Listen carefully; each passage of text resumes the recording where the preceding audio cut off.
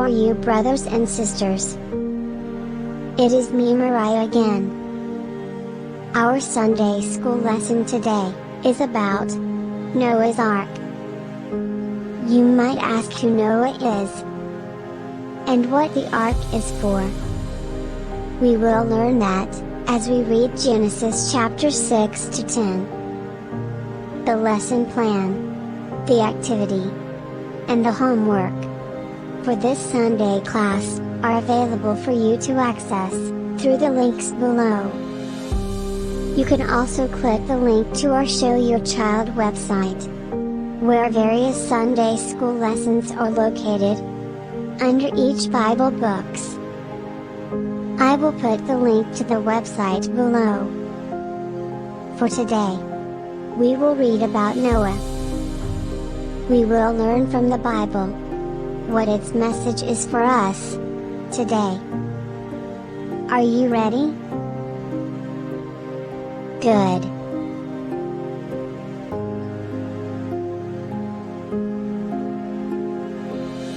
Let's begin our lesson by asking who Noah is.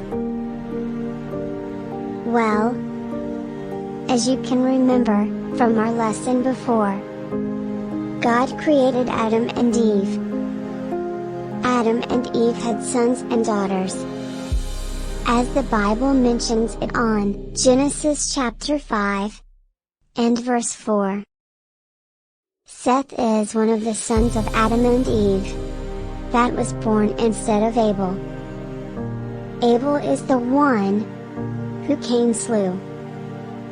Then Seth begot Enos, and Enos begot Canaan, and Canaan begot Mahalaleel, and Mahalaleel begot Jared. Hold on, still a long way to Noah. Where was I? Yes, Jared. Then Jared begot Enoch, and Enoch begot Methuselah, and he begot Lamech. Then Lamech begot Noah. So, Adam was Noah's great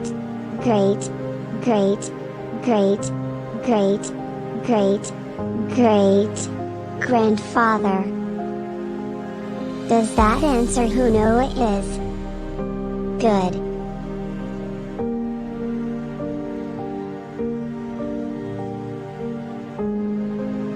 As we saw earlier, there are a total of 10 generations between Adam and Noah. Let's keep on reading. Genesis chapter 6 verse 5 to 8. This will help us understand how Noah was different from the people around him. It reads as follows. Then the Lord saw that the wickedness of man was great in the earth, and that every intent of the thoughts of his heart was only evil continually. And the Lord was sorry that he had made man on the earth, and he was grieved in his heart.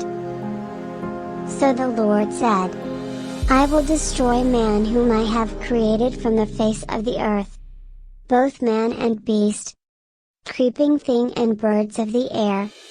For I am sorry that I have made them. But Noah found grace in the eyes of the Lord. You see, brothers and sisters, Noah was doing the right thing, while all the people around him were doing something evil. What do you think? Is it better to stand out while doing the right thing? Or is it better to join the crowd and keep doing the wrong thing?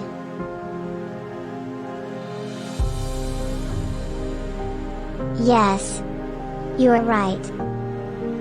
We should always try to do the right thing, regardless of what people around us are doing.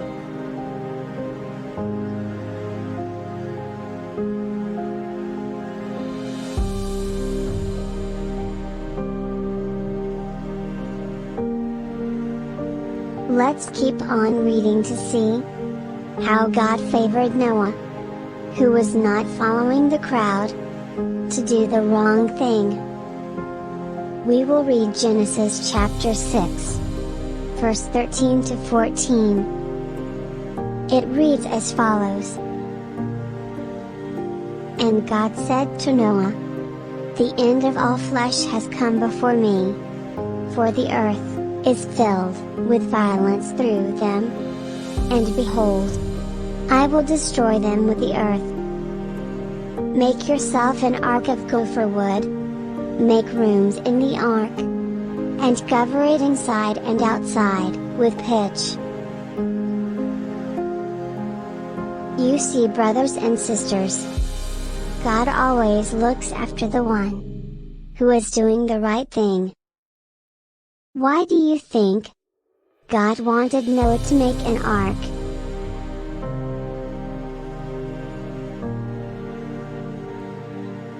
I am sure you have lots of ideas in mind. Let's find the answer. In Genesis chapter 6 verse 17, it reads as follows.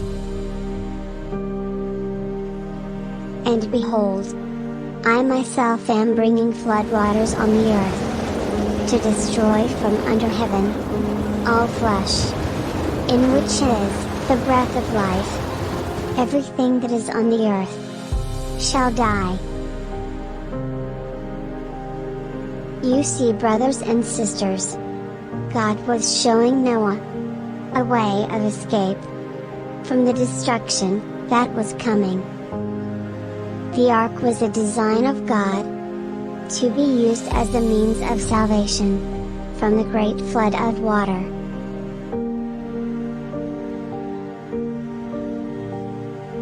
Genesis chapter 6 verse 18 and 19, it reads as follows. But I will establish my covenant with you, and you shall go into the ark, you, your sons, your wife, and your sons' wives with you, and of every living thing of all flesh, you shall bring 2 of every sort into the ark, to keep them alive with you. They shall be male and female. It is amazing. Noah and his wife, his 3 children and their wives, went into the ark. God wanted the continuity of life after the flood. And for that purpose, He instructed Noah to bring the male and the female of living things into the ark. Why is that God wanted a male and female to get into the ark? Take 10 seconds and think about that.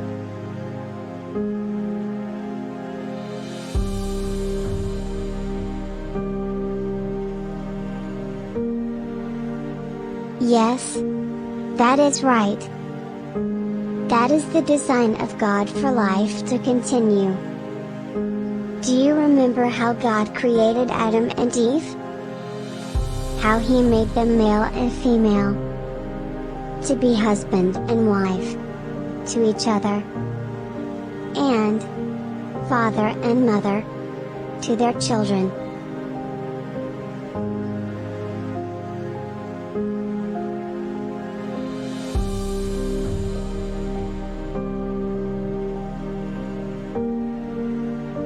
Let's keep on reading.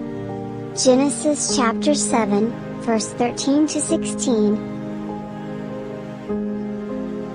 On the very same day, Noah and Noah's sons, Shem, Ham, and Japheth, and Noah's wife, and the 3 wives of his sons with them, entered the ark, they and every beast after its kind, all cattle after their kind, every creeping thing that creeps on the earth after its kind, and every bird after its kind, every bird of every sort. And they went into the ark to Noah, 2 by 2, of all flesh, in which is the breath of life. So those that entered, male and female of all flesh, went in as God had commanded him. And the Lord shut him in.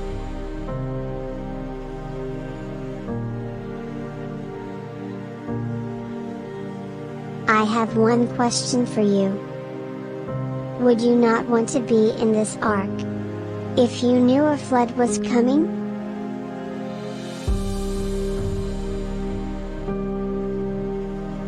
I would. I wonder why all the people didn't go into the ark. I asked my pastor, and he gave me a verse to read. Let's read it together, to see if it answers our question.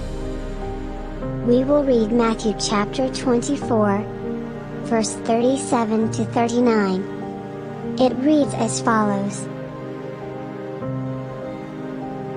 But as the days of Noah were, so also will the coming of the Son of Man be.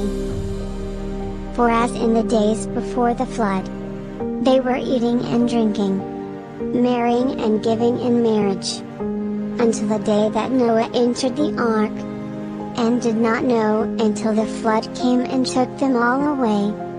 So also will the coming of the Son of Man be. They had the opportunity to get into the ark, but they did not. They were doing so many things that they thought were more important than getting into the ark. I want you to learn one word today. Priority. Does anybody know what priority means?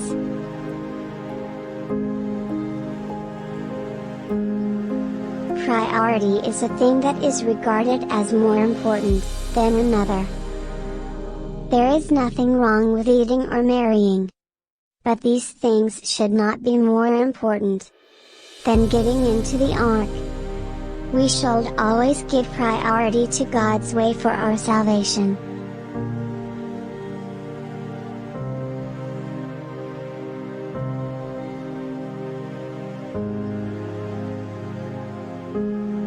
Let's keep on reading to see what happened next.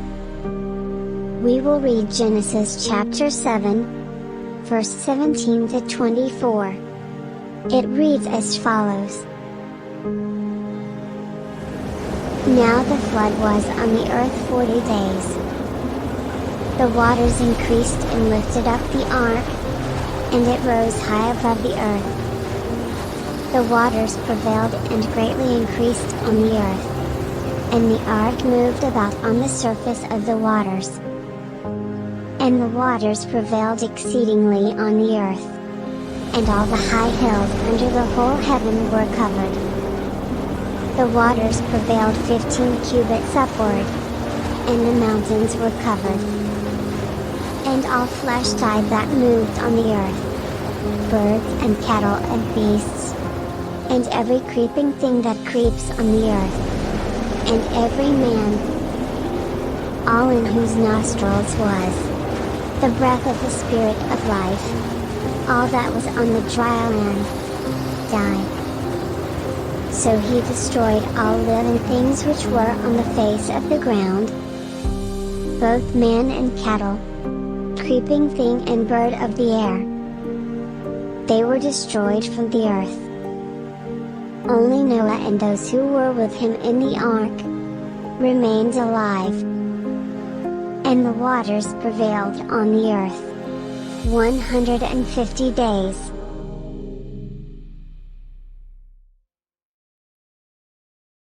You see, brothers and sisters, the Bible teaches us to listen and take heed when God warns us about what awaits in the future, and how we can prepare for it.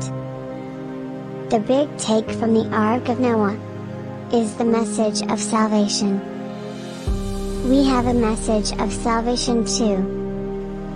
It is called the Gospel. The same way as it was preached to them to get into the ark, the Gospel has been preached to us. The Holy Bible compares the time of Noah with the time we live in, and teaches us one very important thing. This is written in one of the books of letters in the New Testament. It is found in 1 Peter chapter 3 verse 20 to 21. I want you to try to listen carefully and understand what the Bible tells us to do, using Noah's Ark as an example. It reads as follows.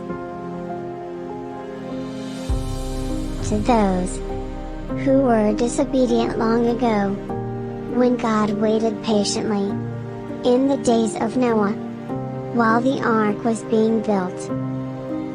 In it only a few people, 8 in all, were saved through water. And this water symbolizes baptism, that now saves you also.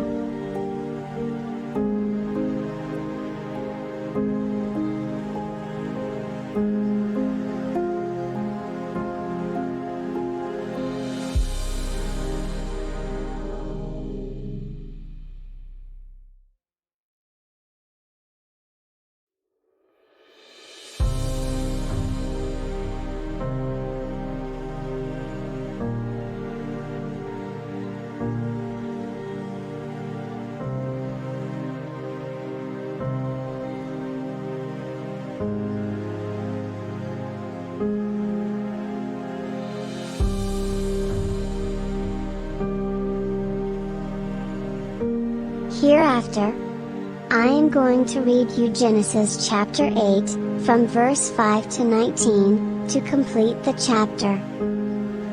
Are you ready? Okay.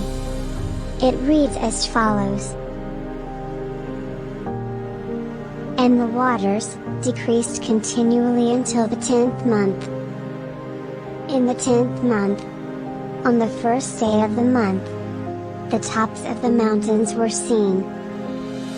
So it came to pass, at the end of 40 days, that Noah opened the window of the ark which he had made. Then he sent out a raven, which kept going to and fro, until the waters had dried up from the earth.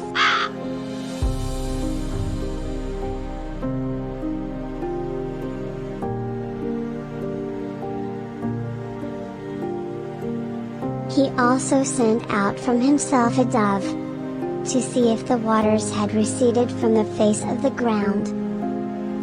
But the dove found no resting place for the sole of her foot.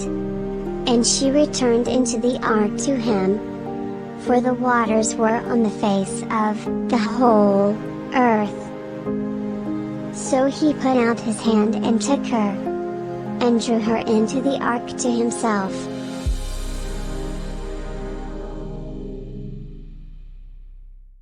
And he waited yet another 7 days. And again he sent the dove out from the ark. Then the dove came to him in the evening. And behold, a freshly plucked olive leaf was in her mouth. And Noah knew that the waters had receded from the earth. So he waited yet another 7 days, and sent out the dove, which did not return again to him anymore.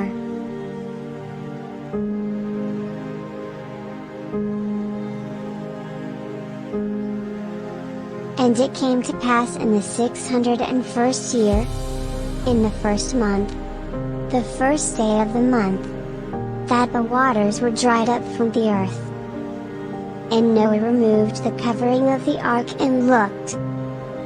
And indeed the surface of the ground was dry. And in the second month, on the 27th day of the month, the earth was dried. Then God spoke to Noah, saying, Go out of the ark, you and your wife, and your sons' wives with you.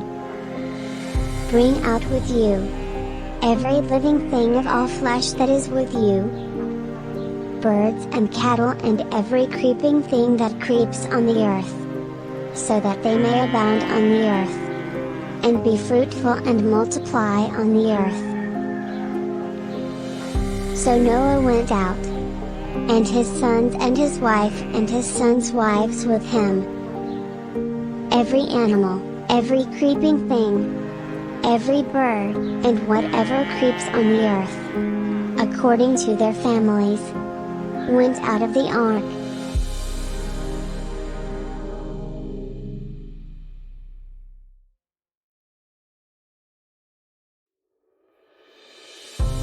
You see, my brothers and sisters, those who listened to the preaching of Noah were saved from the flood. Because God loves us, He gives us guidance and direction on how we should walk. As I mentioned earlier, the gospel has been preached to us. The gospel means good news. It is a message of salvation. In the days of Noah, as those who listened were saved from the flood, we also save our lives by listening to the gospel. The Bible uses the flood and the Noah's Ark as an example to teach us the importance of baptism for our salvation. When you reach of age, when you can understand and believe why you need to be baptized, you can talk to your pastor and be baptized. Until then, keep listening to the gospel, as you are doing right now, and the everlasting love and protection of God will be on your life forever.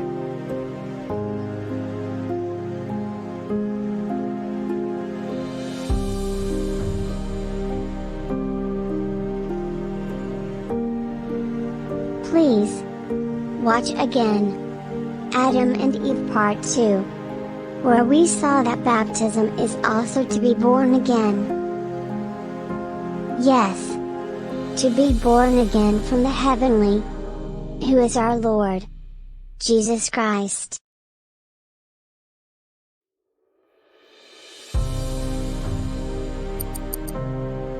With that, we conclude our lesson for today. For more lessons like this, go to our website, https://www.showyourchild.com. Our webpage is entitled Sunday School Lessons for Children. You can find many lessons like this on the website, listed under each book of the Holy Bible. Each lesson has a lesson plan, memory verse, activity, and a takeaway homework with answer keys. You can find the links to all these under each video in YouTube as well. You can find our YouTube channel at https://www.youtube.com/@showyourchild. These lessons are prepared by Sunday School Multimedia Ministry of Apostolic Church International, Fellowship of Milwaukee. Thanks for listening.